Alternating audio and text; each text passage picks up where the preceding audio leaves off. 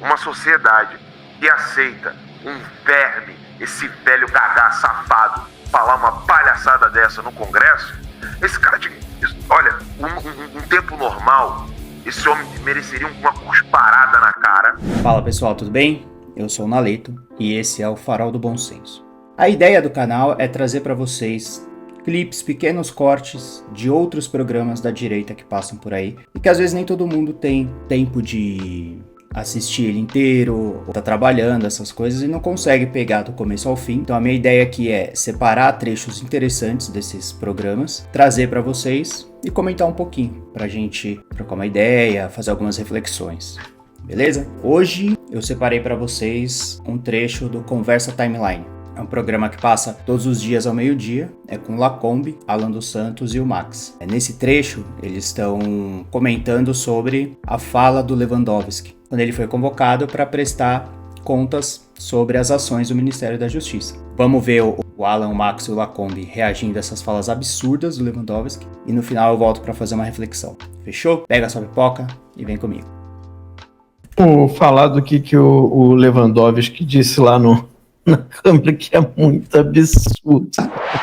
Eu acho que há limites para tudo, não há nenhum direito absoluto, nem o direito à vida, nem o direito à liberdade, e muito menos o direito à livre expressão parlamentar. Nem a vida é um direito absoluto no Brasil. Brincadeira, né, cara? Não, é inacreditável que nós tenhamos alguém como Lewandowski. É impressionante o que ele falou aqui. Uma aula de ditador assim. Se o pessoal ainda acha que é figura de linguagem, quando eu falo Brasil virou ditadura, tá aí a comprovação de que não é figura de linguagem. Direito à vida não é um direito absoluto. Ele disse que a liberdade de expressão. A imunidade parlamentar também. Relativa, tudo é relativo. Né? Tudo está relativo. E é assustador o quanto que as pessoas toleram esse tipo de coisa. Porque tolerar certos males é virtude, né? E por isso a palavra é tolerar e não querer. Então você tolera certos males na sua vida. Na vida social nós toleramos certos males. Na vida dos nossos filhos nós toleramos certos males. Na vida da nossa família, no nosso convívio. Tolerar certos males é, inclusive, de certo modo, virtude, prudência. Mas o verbo é bem claro, é tolerar. Você não tolera uma Ferrari, Lacombe. Você não tolera 13 bilhões de dólares para você pegar um iate, pegar a Giza e dar um rolê em Bahamas. Você tolera coisas ruins. Ninguém tolera algo bom. Bota isso na cabeça de vocês. Toda vez que alguém falar assim, mas vocês têm que ser mais tolerantes. Filhão, eu tolero bosta. Eu não tolero coisa boa. Eu tolero coisa ruim. Bota isso na cabeça de vocês. Vocês estão em casa assistindo. Toda vez que vier um babaca, um idiota, um analfabeto, virar para você e falar assim, você tem que ser mais tolerante. Você tem que virar para ele e falar assim, eu tolero coisas ruins. Como, por exemplo, você pode tolerar um papel higiênico não tão macio para poder esfregar seu bumbum. Mas você não tolera coisas boas. Você tolera coisas ruins. Ruins. Só que, como tolerar é sempre para algo ruim, sempre, você tolerar certos males não é virtude e é a comprovação de que você precisa ser parado, acordado. Porque você não pode tolerar certos males. Certos males não podem ser tolerados. Eles precisam ser combatidos. Como, por exemplo, matar uma criança no ventre da mãe. Triturar um bebê não é uma coisa que nós temos que tolerar. Pode me chamar de intolerante. Não pode triturar a criança no ventre da mãe. Pelo amor de Deus. É inadmissível ter que argumentar uma coisa dessa. É inadmissível ter que explicar uma coisa dessa. Porque o orangotango não precisa de explicação. Sabe? São coisas que nós precisamos explicar, desenhar, explicar o desenho, como dizia o professor Olavo de Carvalho. Uma sociedade que aceita um verme, esse velho gagá safado, falar uma palhaçada dessa no Congresso, esse cara olha, um tempo normal, esse homem mereceria uma cusparada na cara por falar uma merda dessa. Em tempos normais, um velho desse não teria emprego em lugar nenhum na máquina pública. Esse velho safado falar que criança pode ser triturada na barriga da mãe, porque nem isso é um direito absoluto. Esse velho não tinha que estar nesse emprego de jeito nenhum. E está todo mundo tolerando. O Congresso tolera. Quantas vezes o doutor Sebastião falou, vocês têm que fazer o shutdown. Vocês têm que parar o Congresso. Parar. P-A-R-A-R. Parar o Congresso. Nós temos um velho gaga safado, criminoso, como esse aqui, falando uma palhaçada dessa. Ele que foi o responsável por deixar a Dilma com os direitos políticos. Em votação subsequente, o Senado Federal decidiu afastar a pena de inabilitação para o exercício de cargo público, em virtude de não se ter obtido nesta votação 2/3 dos votos constitucionalmente previstos. Foi a primeira das mais graves violações constitucionais que nós tivemos recente no Brasil. Só perde realmente para o Congresso Nacional, que cagou para o plebiscito e deixou a população desarmada. Esse velho Gagá fez isso. Depois, a turminha dele lá no STF fez mais e mais violações constitucionais. Está todo mundo tolerando violações constitucionais. PQP, sabe lá como eu vou levantar ali, vou tomar uma água, porque assim, não dá para não xingar quando a gente vê essa galera. É que eu tô muito puto. Tá caindo tudo. Não, mas você falou bem, Alan, e assim, é ridícula essa fala do ministro, né? Só para pontuar antes que alguém venha, mas existe a pena de morte. A vida do inocente é um absoluto moral, tá? A vida do inocente explica é um absoluto moral. Isso. Ou seja, não há exceção. Você não pode matar um inocente. Nunca. Não tem exceção nenhuma. Então existe sim um absoluto moral. E é por isso que a gente é contra matar bebê no ventre da mãe, porque ele não cometeu crime nenhum. Ele é um inocente. Então, enquanto uma sociedade não entender que matar pessoas inocentes é um absoluto moral. Inclusive aqui, quando alguém chega pra você e fala assim, você é contra o aborto, mas aí a pessoa nasce, cresce, vai cometer crime e você é a favor da pena de morte. Cara, não tem nada a ver uma coisa com a outra. Uma coisa é a vida inocente, que não teve ainda até mesmo a chance de cometer esse crime. E ela não vai ter se você destruir ela, certo? E outra coisa é alguém que teve a oportunidade de nascer, teve a oportunidade de fazer escolhas e escolheu ser um criminoso. Ou seja, essa pessoa, essa vida, ela voluntariamente abdicou do seu direito de viver, escolhendo cometer crimes. Ao passo que uma criança, um bebê no ventre da sua mãe, não teve essa oportunidade e nem vai ter, né? Porque estão acabando com o direito à vida dele. Como Lewandowski disse, não existe direito absoluto nem à vida, mano. E esse cara, ele foi ministro do STF e agora ele é ministro da Justiça. Mas vamos voltar para o vídeo. Pois é, e ainda com requinte de tortura nesse caso, né? Porque eles já sentem a dor. Então, eles queimam com ácido, né?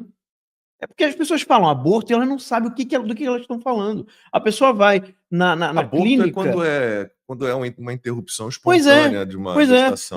Mas aí eles usaram essa palavra... O resto é assassinato. Eles usaram essa palavra para ficar envelopado e essa pessoa aceitar. Sabe aquele envelope bonito?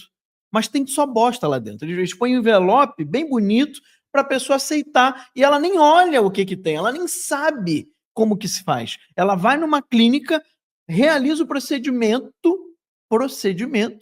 e vai embora. É como se ela tivesse tirado um cisto, entendeu? Ela não sabe que eles cortam as partes do bebê, que eles injetam ácido no coração do bebê que queima ele por dentro. Tem um filme ótimo sobre isso, bem duro, de uma enfermeira, se não me engano, que trabalhava numa clínica de assassinato de bebê, legal, mas era uma clínica de assassinato de bebês, até que um dia ela tinha mais uma função administrativa, se alguém lembrar aí me diga o nome do filme, Defesa da Vida, talvez,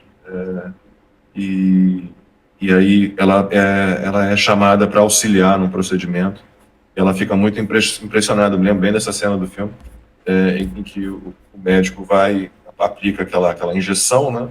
Injeção salina no coração. Da criança, e a criança se mexe, ela fica muito tocada com aquilo, e ela funda um grupo, né, que é Pró-Vida. Acho que Sim. tá até hoje. Há várias né? imagens da pessoa tentando ali cortar, furar, né, durante um procedimento, né, durante ali o assassinato ali do bebê no ventre, e o bebê tenta desviar. Quando ele sente dor, então ele responde à dor. E é engraçado que é a mesma sociedade que protege tudo que é animal, que protege planta, e não consegue reconhecer a vida de um feto, que protege ovos de tartaruga, e não consegue entender que um feto é vida, que é inocente, que não tem crime. O bebê não cometeu crime. Ah, mas foi um estupro. Tá, mas e por que você está punindo esta criança? O que esta criança fez? Se uma sociedade não consegue entender isso, ela está doente, ela está fadada a se autodestruir. Porque a sociedade ela é medida pela maneira com que ela lida com aquelas pessoas que são mais fracas. O comentário do Fernando diz muito. O problema é que o brasileiro comum não está vendo isso. O que o Fernando está dizendo é o seguinte: vocês que nos assistem, eu me sinto até mal de às vezes falar assim, esse velho gaga, para você já sabe isso. Eu não preciso explicar isso para você. Mas a minha esperança é que um trecho desse vídeo, um trecho desse nosso bate-papo, vai chegar no teu vizinho, no teu amigo. Pô, o cara tá falando lá contra o ministro da Justiça. Esses carguinhos, é tudo carguinho de burocracia. Essa porcaria não tem significado nenhum no mundo real. Isso aí é só um pedaço de papel que alguém timbrou, botou o nome desse velho safado lá e deu um cargo para ele e paga salário para ele. Chamar esse vagabundo de ministro é a mesma coisa que você chegar num puteiro e botar assim, convento, entendeu? E todas as meninas que estão lá se vendendo se chama de freira. É só burocracia, é só nome de papel. Mudou a nomenclatura. Mas a descrição real é que esse vagabundo é um criminoso. Esse velho vagabundo é um criminoso. Porque ele foi o primeiro a romper com o texto constitucional, onde a Dilma não poderia ter direitos políticos, e ele manteve. Fatiou o processo de impeachment. É um safado. Claro que é safado. Não gostou que eu pede pro Mickey. Pode vir me procurar. Cara, eu adoro o Alan, mano. Ele fala mesmo, tá nem aí. Claro que ele tá nos Estados Unidos e isso ajuda bastante, né? Não tô falando de uma forma pejorativa.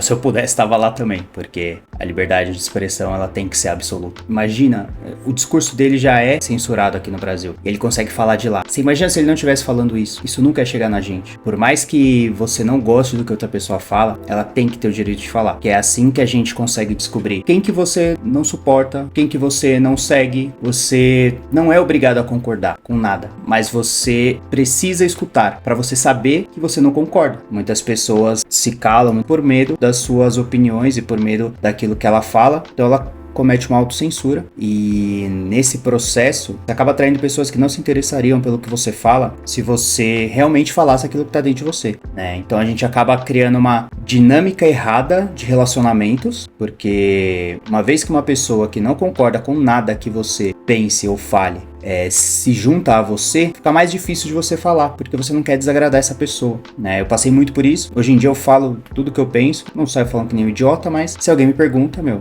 posicionamento é esse. Não gostou, velho? Beleza. Se afasta aí. Eu não me afasto de quem pensa diferente de mim. Como o Alan falou, eu tolero pensamentos divergentes. E eu acho até salutar para a gente ver as coisas de um outro ângulo e até formar o nosso próprio senso crítico. Porque como você sabe que você não gosta de uma coisa se você não conhece aquela coisa? Como que você sabe que aquilo é ruim se você não tem contato com aquilo? Você simplesmente evita. Então é bom você ter contato com pensamentos divergentes, principalmente para você poder formar um senso crítico muito mais embasado. Por que você não gosta? Cara, porque eu já vi, não concordo com isso, e para mim não serve. Acabou, ninguém vai ficar te enchendo o saco, né? Ah, mas você não sabe, Cara, eu sei e eu escolhi não gostar.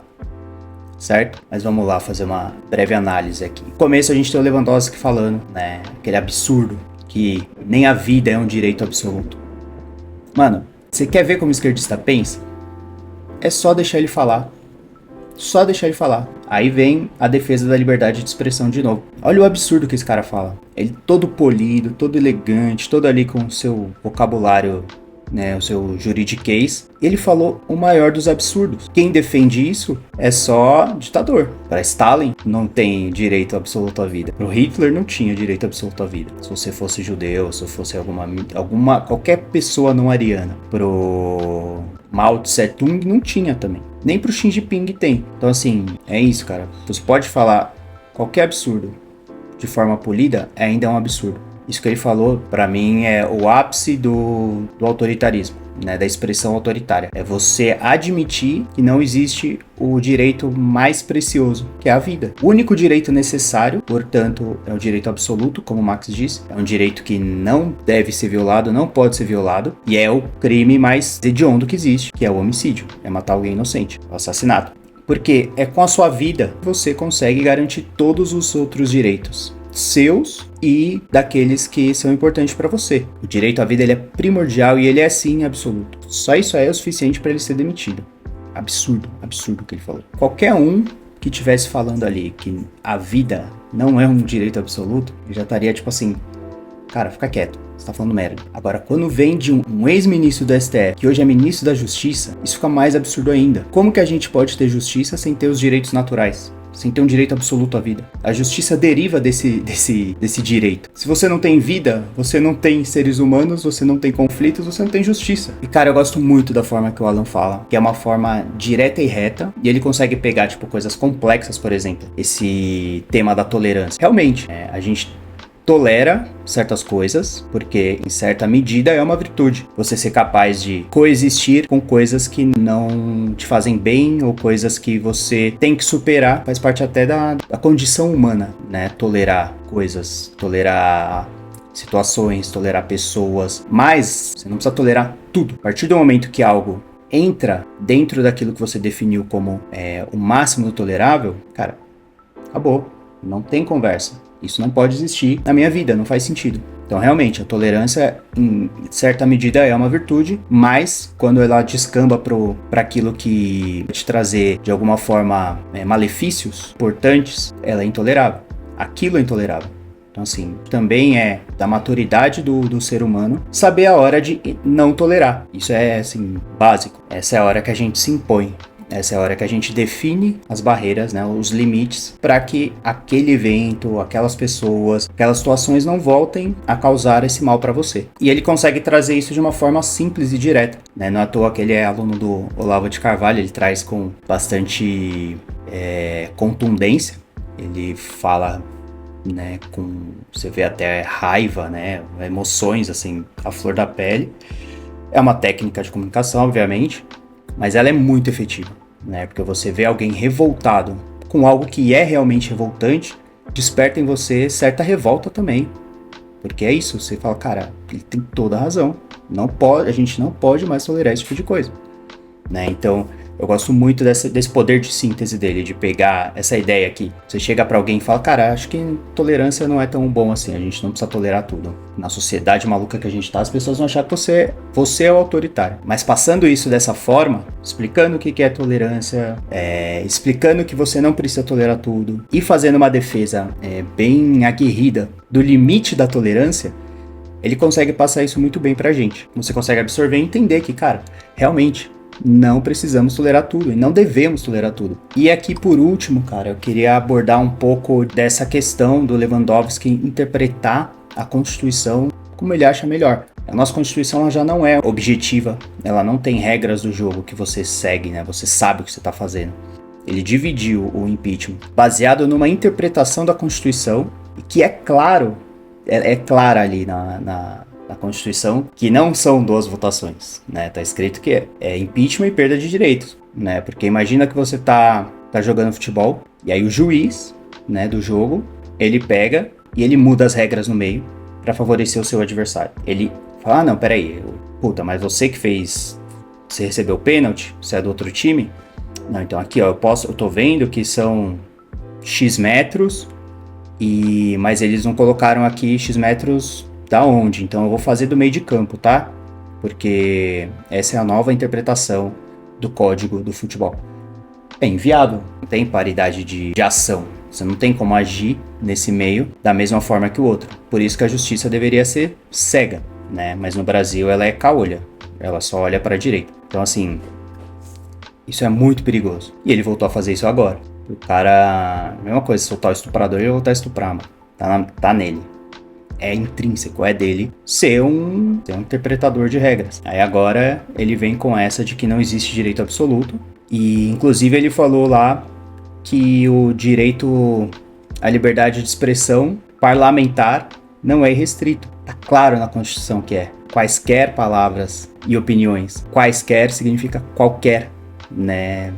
É realmente abrangente, abrange tudo, né? Senão seria algumas palavras ou opiniões, certo? Então, assim, isso é muito perigoso. Toda a interpretação da Constituição que vem acontecendo teve um belo de um início ali, onde o Lewandowski fez isso, né? E você vê a cascata que acontece. E uma vez que o STF ele entende essa regra de uma forma diferente, a partir dessa nova leitura, ela cascateia para todas as outras instâncias. Então, segunda instância vai começar a olhar desse jeito, primeira instância vai começar a olhar desse jeito, e inclusive o comportamento deles, muitas vezes, os juízes menores, assim, né, acabam replicando, porque tem respaldo, né, tem respaldo no Supremo. É isso aí, galera, obrigado por ter assistido, obrigado por ter ficado comigo até aqui. Se você gostou, dá uma curtida aí, se inscreve, é assim que eu sei que eu tô indo no caminho certo. Se tiver qualquer crítica, dúvida, sugestão, mano, deixa no comentário aí, que a minha ideia é melhorar sempre, certo? Valeu, obrigado e até a próxima.